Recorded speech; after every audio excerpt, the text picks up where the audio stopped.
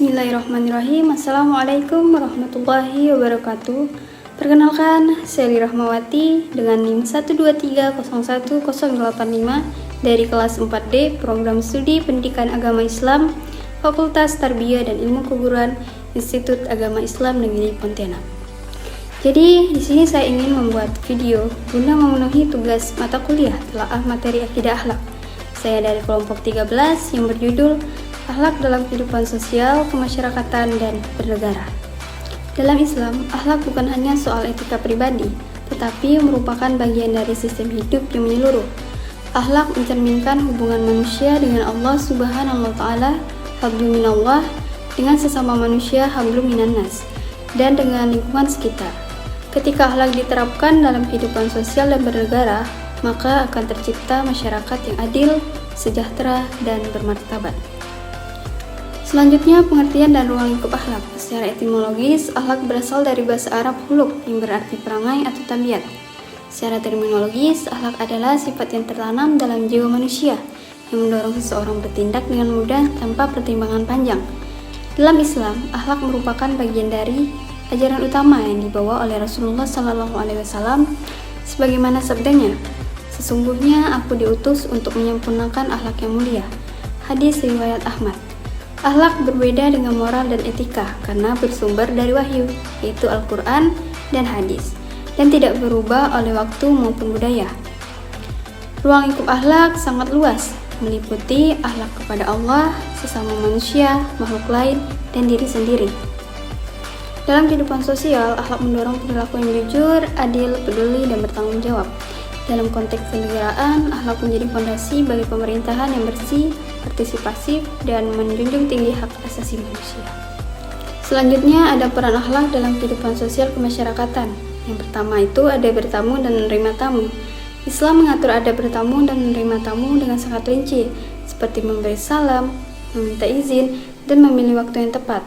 Tuan rumah juga dianjurkan memuliakan tamu sebagai bentuk keimanan kepada Allah dan hari akhir. Terus yang kedua itu ada hubungan baik dengan tetangga. Tetangga memiliki hak besar dalam Islam. Kita dianjurkan membantu mereka dalam kesulitan, tidak mengganggu, dan menjaga perasaan mereka. Rasulullah SAW menyebut iman seseorang belum sempurna jika masih menyakiti tetangganya. Yang ketiga, hubungan baik dengan masyarakat. Akhlak sosial juga mencakup kewajiban menjawab salam, menjenguk orang sakit, menghadiri undangan, mengikuti prosesi jenazah, dan mendoakan orang yang bersin.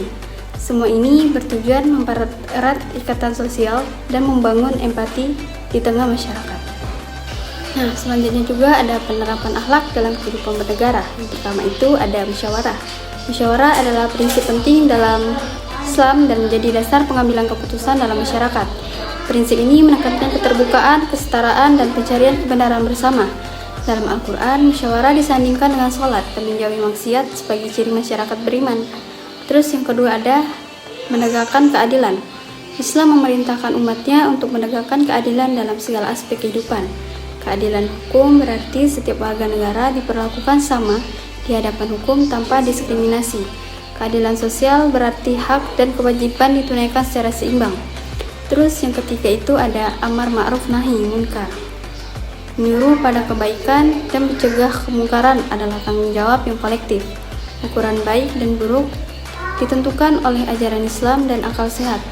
Masyarakat yang menerapkan prinsip ini akan lebih tangguh dan peduli terhadap sesama.